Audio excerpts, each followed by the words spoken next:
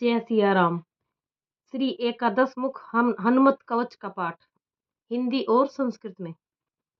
लोपामुद्रोवाच कुंभोद्भवो दया सिंधो श्रुतम हनुमत है प्रभो यंत्र मंत्रादिकं सरम तवन्मुखोदीरितं मयः दयां कुरु मयि प्राणनाथ वेदितमुत्सहे कवचं वायुपुत्रस्य एकादश मुखात्मनः इत्येवं वचनं श्रुत्वा प्रियया प्रश्रयान्वितं वक्तुं प्रचह क्रमेः तत्र लोपामुद्रां प्रति प्रभु।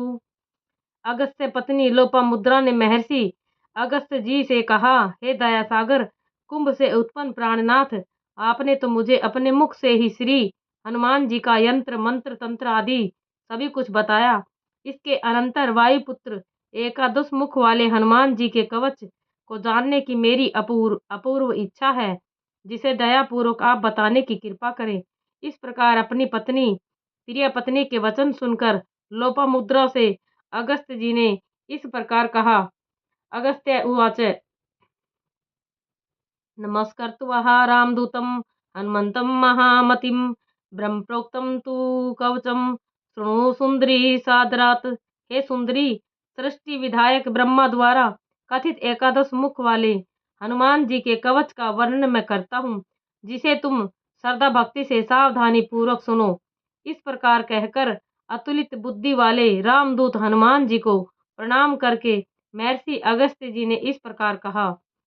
सानंदनाय च महच्चतुरान भाषितं कवचं कामदं दिव्यं रक्षकुल निर्वहम। हे प्रिय, चतुर्मुख ब्रह्मा ने समस्त अभिष्ट प्रद एवं संपूर्ण राक्षसों को नष्ट करने वाले तथा अणिमादि 8 सिद्धियों को देने वाले एकादश मुख वाले श्री हनुमान जी के पुण्यकारी कवच का वर्णन भगवद पार्षद सनद नादिकों से मधुर स्वर में इस प्रकार किया। सरो संप्रदम पुण्यम मर्त्यानां मधुस्वरेः ओम अस्य श्री कवचस्य एकादश वक्त्रः सिद्धिमतः हनुमत कवचम मंत्रस्य सनंद ऋषि समर्थः प्रसन्नात्मा हनुमांश्च देवता अत्र प्रकीर्तिताः छंदो अनुष्टम समाख्यातम बीजं वायुसुतस्तथा मुख्यात्र प्राण शक्तिश्च विनियोग प्रकीर्तितः सरो कामार्थ सिद्ध्यर्थे जप एवं मुदीर्येत स्त्रेम बीज शक्ति धृक पातु शिरो में पवनात्मजः इति अंगुष्ठाभ्यां नमः। हे सरंदनादि महर्षिगण, इन एकादश मुख वाले हनुमान कवच मंत्र के सरंदन ऋषि प्रसन्नचित वाले हनुमान देवता अनुष्टप छंद वायुसुत बीज एवं मुख्य प्राण शक्ति रूप से हैं। इस प्रकार कहा। साधक को चाहिए कि वह दाहिने हाथ में जल लेकर ओम अस्य श्री कवचस्य एकादश वक्त्रस्य इत्यादि देश काल का निरूपण करते हुए सर्व कामार्थ सिद्धि अर्थे जपे विनियोग तक कहकर भूमि पर जल को छोड़ दे। क्रोम बीजात्मा नयो पातु मां वानरेश्वरः इति तर्जनीभ्यां नमः। ओम क्षम बीज रूपी कर्णो मे सीता शोक विनाशनः इति मध्यभ्यां नमः। ओम ग्लोम बीजवाच्यो नासां मे लक्ष्मण प्राणदायकः इति अनामिकाभ्यां नमः। ओम वम बीजार्थश्चे कंठं मे अक्षयकारकः इति कनिष्ठकाभ्यां नमः। ओम रांग बीजवाच्यो हृदयं पातु मे कपीनायकः इति करतलकर पृष्ठभ्यां नमः। न्यास तत्पश्चात स्त्रीम बीज शक्ति धृक पातु से आरंभ कर इति करतल कर पृष्ठभ्यां नमः तक पढ़कर करादि तथा हृदयादि तरह न्यास करे।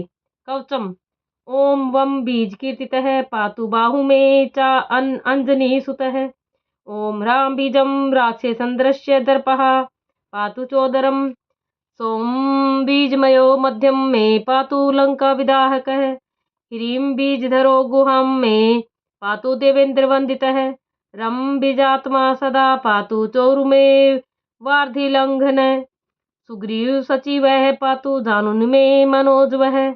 वम बीज युक्त अंजनी सुत मेरे दोनों भुजाओं की, राम बीज युक्त रावण के अन्य अभिमान को नष्ट करने वाले तरपहा पेट की, सोम बीज सहित लंका विदाहक नाभि की, ह्रीम बीज वाले देवेंद्र वंदित गुप्तांग की रंग बीजात्मक वार्धी लंघन दोनों घुटनों की सुग्रीव मंत्री मनोजो मेरे जानू की रक्षा करे।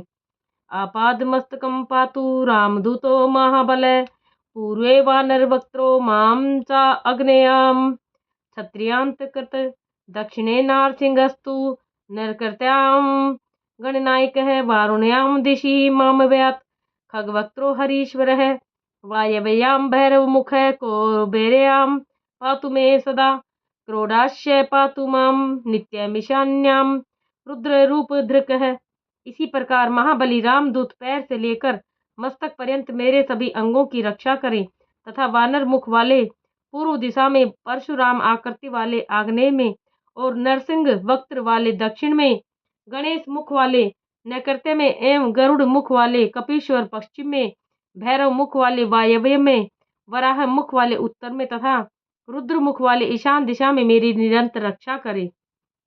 रामस्तु पातु माम नित्यम सौम्य रूपी महाभुज एकादश मुख शतद दिव्यम वै कीर्तितम मया रक्षो घनम कामदम सौम्यम सरो संपद विधायकम पुत्रदम धनदम चोग्रम शत्रु संपत्ति मर्दनम स्वर्ग अपवर्गदम दिव्यम चिंतितार्थ प्रदम शुभम एतत् कवच में ज्ञातवा मंत्र सिद्धिर्न जायते। विशाल बाहु वाले शांत स्वरूप मर्यादा पुरुषोत्तम भगवान राम मेरी निरंतर रक्षा करें। इस प्रकार मैंने आपसे राक्षसों को नष्ट करने वाले सर्वाभीष्ट प्रद सौम्य सर्व संपत्ति प्रदायक पुत्र एवं धन प्रद तथा समस्त शत्रु और उनकी संपत्ति विनाशक चिंतित मनोरथ पूर्णाकार स्वर्ग मोक्ष प्रद एकादश मुख वाले हनुमान जी के इस दिव्य कवच का वर्णन किया। इस कवच को बिना किए किसी भी अवस्था में मंत्र की सिद्धि नहीं होती। फलश्रुति चत्वारिंशत् अस्त्राणि पठेच्छ धात्मं नरः एकवारं पठे नित्यं कवचं सिद्धिदहं महत् द्विवारं वा त्रिवारं वा पठेदायुष्यः मा प्रुयात् क्रयमादेकादशा देवमावर्त न कृतात सुधि।